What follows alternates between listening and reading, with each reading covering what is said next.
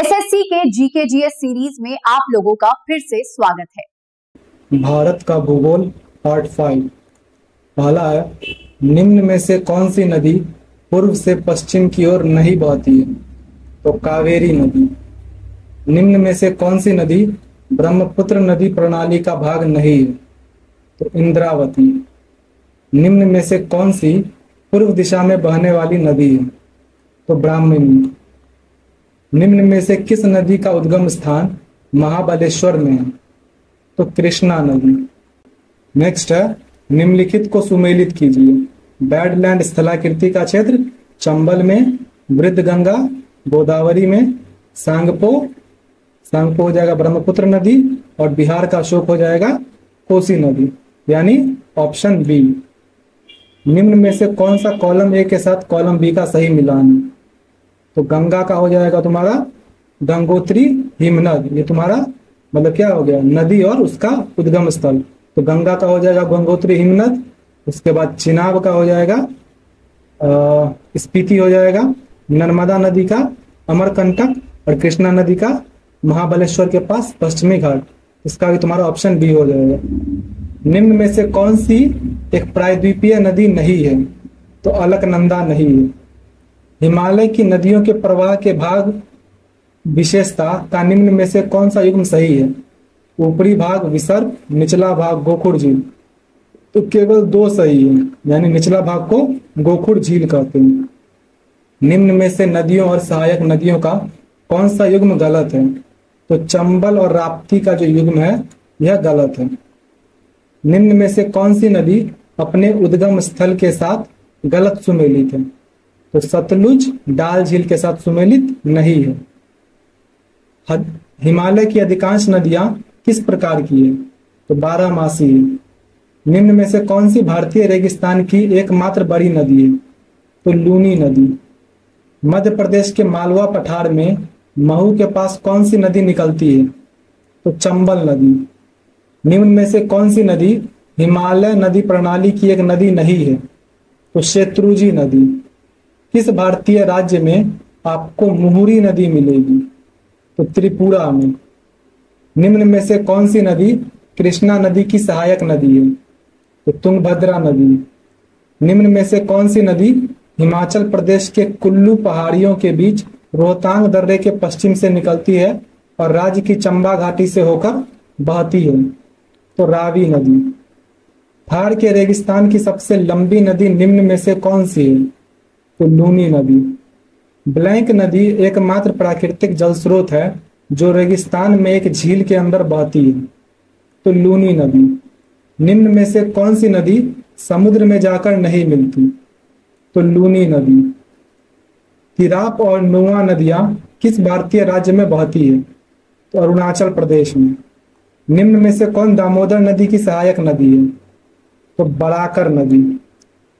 केन नदी मध्य भारत के बुंदेलखंड क्षेत्र की प्रमुख नदियों में से एक है और दो राज्यों मध्य प्रदेश और ब्लैंक से होकर बहती है। तो मध्य प्रदेश और उत्तर प्रदेश। दामोदर, ब्राह्मणी और खरकई नदियों का उद्गम स्थल भारत के किस राज्य में है? तो झारखंड। राजस्थान में पश्चिम में बहने वाली सबसे बड़ी नदी निम्न में से कौन सी है? तो लूनी नदी। निम्न में से कौन सी नदी गंगा की सहायक नदी नहीं है? तो माही नदी। बनास नदी की दक्षिणी सहायक नदी बेडच राजस्थान के किस जिले की पहाड़ियों से शुरू होती है? तो उदयपुर पहाड़ियां। सुरमा नदी, जिसे बराक नदी के नाम से भी जाना जाता है, ब्लैंक से निकलती है। तो मणिपुर की पहाड़ियों से निकलती है। कोल्हापुर शहर निम्न में से किस नदी के किनारे स्थित है? तो पंचगंगा के। उज्जैन किस नदी के तट पर स्थित है? तो क्षिप्रा के। हीराकुंड बांध ओडिशा में ब्लैंक शहर के पास बनाया गया है। तो संबलपुर के पास। ब्रह्मपुत्र नदी के तट पर कौन सा शहर स्थित है? तो डिब्रूगढ़। निम्न में से कौन सा शहर गंगा नदी के मार्ग पर स्थित नहीं है? तो लखनऊ। गंगा नदी के तट पर कौन सा शहर स्थित है? तो कानपुर। महानदी के तट पर कौन सा शहर स्थित है? तो कटक। इसमें से जो बंगलोर है ये वृषभावती नदी के किनारे है, फिर बद्रीनाथ जो है अलकनंदा नदी के किनारे है, और कोटा चंबल नदी के किनारे है। चंबल नदी के तट पर कौन सा शहर स्थित है? तो कोटा। अलकनंदा नदी के अलकनंदा नदी के तट पर कौन सा शहर स्थित है? तो बद्रीनाथ। गोदावरी नदी के तट पर कौन सा शहर स्थित है? तो नासिक। मूला मूठा नदियों के तट पर कौन सा शहर स्थित है? तो पुणे। निम्न में से कौन सी नदी और उसके तट स्थित शहर के संबंध में सही मेल नहीं खाता है? इसमें हो जाएगा नर्मदा, पुणे। निम्न में से कौन सा बांध कावेरी नदी पर नहीं बना है? तो मैथन बांध जो है वो कावेरी नदी पर नहीं बना। गोविंद सागर किस राज्य में स्थित है? तो हिमाचल प्रदेश में है। कर्नाटक का अलमट्टी बांध निम्न में से किस नदी पर बना है? तो कृष्णा नदी पर। सरदार सरोवर परियोजना में शामिल राज्यों के समूह की पहचान करें। तो महाराष्ट्र, मध्य प्रदेश, गुजरात और राजस्थान। चंबल परियोजना के संयुक्त उद्यम में कौन कौन से राज्य शामिल हैं? तो राजस्थान और मध्य प्रदेश। निम्न में से कौन सा बांध मध्य प्रदेश में स्थित है? तो तवा। Tilaiya ultra mega power project निम्न में से किस राज्य में स्थित है? तो झारखंड में।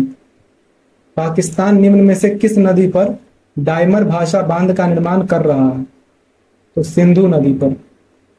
ब्लैंक विभिन्न प्रयोजनों के लिए पानी की आपूर्ति के लिए नदी की धारा की दिशा में एक जलाशय बनाने के लिए उसके ऊर्ध्वाधर प्रभाव निर्मित अभेद्य सामग्री की एक जलीय संरचना होती है। तो बांध। सरदार सरोवर बांध ब्लैंक राज्य में ब्लैंक नदी पर स्थित है। तो गुजरात राज्य में नर्मदा नदी पर स्थित है। निम्न में से किस नदी पर सरदार सरोवर परियोजना निर्मित की गई है? तो नर्मदा नदी पर।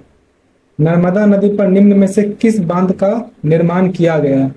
तो सरदार सरोवर। निम्न में से कौन सा उत्तराखंड का पहला गुरुत्व बांध है? तो सोंग बांध। निम्न इनमें से कौन सा बांध एक प्रकार का अस्थायी बांध है जिसे विशिष्ट क्षेत्र से पानी को बाहर करने के लिए बनाया जाता है? तो कॉफर। निम्न में से कौन भारत का सर्वोच्च यानी सबसे ऊंचा बांध है? तो टिहरी बांध उत्तराखंड में। टिहरी बांध किस नदी पर बना है? तो भागीरथी। टिहरी बांध किस नदी पर बना हुआ है? तो भागीरथी। भागीरथी नदी पर कौन सा बांध बनाया गया है? तो टिहरी। कदम बांध कदम नदी और ब्लैंक नदी के संगम पर स्थित है। तो गोदावरी नदी के संगम पर स्थित है। जवाई बांध और जवाई नदी पर निर्मित एक जलाशय है। जवाई बांध जवाई नदी पर निर्मित एक जलाशय है, वह इनमें से किसकी सहायक नदी है? तो लूनी नदी। उकाई बांध किस नदी पर स्थित है? तो ताप्ती नदी पर। इनमें से कौन सा बांध रावी नदी पर बनाया गया है? तो चमेरा बांध। पोलावरम सिंचाई परियोजना का निर्माण ब्लैंक पर किया जा रहा है। तो गोदावरी नदी। निम्न में से कौन सा बांध सुवर्ण रेखा नदी पर बनाया गया है? तो चांडिल। कोटेश्वर जल विद्युत परियोजना ब्लैंक नदी पर स्थित है। तो भागीरथी नदी पर। भरोई बांध निम्न में से किस नदी पर बनाया गया है? तो साबरमती नदी पर। निम्न में से कौन सा बांध महाराष्ट्र में स्थित है? तो कोयना बांध। निम्न में से किस राज्य में सोमाशिला बांध स्थित है? तो आंध्र प्रदेश में। ब्लैंक बांध तमिलनाडु में कावेरी नदी पर स्थित है। तो मेदुर बांध। नागार्जुन सागर परियोजना निम्न नदियों में से किस पर निर्मित है? तो कृष्णा नदी पर। निम्न में से कौन सा बांध कृष्णा नदी पर बनाया गया है? तो नागार्जुन सागर। बगलिहार बांध किस नदी पर बनाया गया है? तो चिनाब नदी पर। स्टेनली जलाशय निम्न में से किस राज्य में स्थित है? तो तमिलनाडु में। नाथपा झाकरी जल विद्युत परियोजना निम्न में से किस नदी पर स्थित है? तो सतलुज नदी पर। झारखंड में बराकर नदी पर ब्लैंक बांध बनाया गया है। तो तलैया बांध। महात्मा गांधी जल विद्युत परियोजना किस जलप्रपात पर स्थित है? तो जोग जलप्रपात पर। भवानी सागर बांध या लोअर भवानी बांध किस राज्य में स्थित है? तो तमिलनाडु में। भाखला नांगर परियोजना कौन सी नदी पर है? तो सतलुज नदी पर। निम्न में से कौन सा फरक्का बैराज के निर्माण का उद्देश्य नहीं था? तो बांग्लादेश को बहकर जाने वाली पानी को रोकना। निम्न में से कौन सा बैराज बांध भारत बांग्लादेश सीमा के सबसे नजदीक है? तो फरक्का। हीराकुंड बांध किस नदी पर बनाया गया है? तो महानदी पर। कृष्णा नदी पर अलमट्टी बांध किन राज्यों के बीच विवाद का विषय था? तो कर्नाटक और आंध्र प्रदेश। बागलिहार बांध कहाँ स्थित है? तो जम्मू और कश्मीर में। निजाम सागर बांध निम्न में से किस राज्य में स्थित है? तो तेलंगाना में। निम्न में से कौन सा बांध झारखंड में स्थित है? तो मैथन बांध। किस नदी पर और किस राज्य में जायकवाड़ी बांध अवस्थित है? तो गोदावरी नदी, महाराष्ट्र। पैठन जल विद्युत परियोजना ब्लैंक नदी पर है? तो गोदावरी नदी पर। सलाल परियोजना का निर्माण किस नदी पर किया गया है? तो चिनाब नदी पर। दक्षिण पश्चिम मानसून की ऋतु के दौरान भारत में दक्षिण पूर्वी व्यापारिक पवनों की दिशा क्या होती है? तो दक्षिण पश्चिम।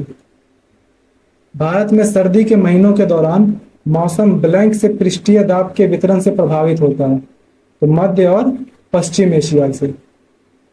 पश्चिमी विक्षोभ के बारे में निम्न में से कौन से कथन सही है? पश्चिमी विक्षोभ ऐसे तूफान है जो कैस्पियन या भूमध्य सागर में उत्पन्न होते हैं और उत्तर पश्चिम भारत में गैर मानसूनी वर्षा लाते हैं। यह विक्षोभ पश्चिम से पूर्वी दिशा की ओर जाता है। पश्चिमी विक्षोभ ऐसे तूफान है जो उच्च दाब क्षेत्रों के कारण उत्पन्न होते हैं। इसमें से तुम्हारा कथन 1 और 2 सही है, तीसरा गलत है। तो सिर्फ केवल कथन 1 और 2 सही है। दक्षिण पश्चिम मानसून काल में जब 1, 2 या कई सप्ताह तक वर्षा न हो तो इस परिघटना को क्या कहा जाता है? तो मानसून में विच्छेद कहा जाता है। कोपेन जलवायु वर्गीकरण प्रणाली के तहत कौन सी जलवायु क्षेत्र सामान्यतः ऐसे महाद्वीपों के पश्चिमी तट पर स्थित है जहां 35 से 90 सेंटीमीटर के बीच वर्षा होती है?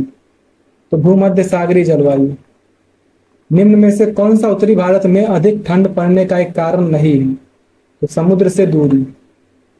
निम्न में से किस राज्य में मानसून के निवर्तन के दौरान वर्षा होती है? तो तमिलनाडु में। मुंबई में मानसून की अरब सागर शाखा का अनुमानित आगमन कब होता है? तो 10 जून को।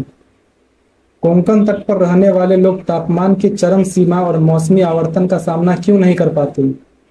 तटीय स्थिति के कारण। भारत के 2 द्वीपीय क्षेत्रों लक्षद्वीप और अंडमान व निकोबार द्वीप समूह में किस प्रकार की जलवायु का अनुभव होता है? उष्णकटिबंधीय गर्म जलवायु। मानसून के दौरान निम्न में से किन हवाओं के कारण भारत के अधिकांश भागों में वर्षा होती है? तो दक्षिण पश्चिमी हवाएं। किस समय भारत में दक्षिणी पश्चिमी मानसूनी वर्षा होती है? तो जून से सितंबर। इस तरह ये समाप्त हुआ। आपका जो भी स्कोर हुआ कमेंट कर दीजिए। मिलते हैं नेक्स्ट वीडियो में।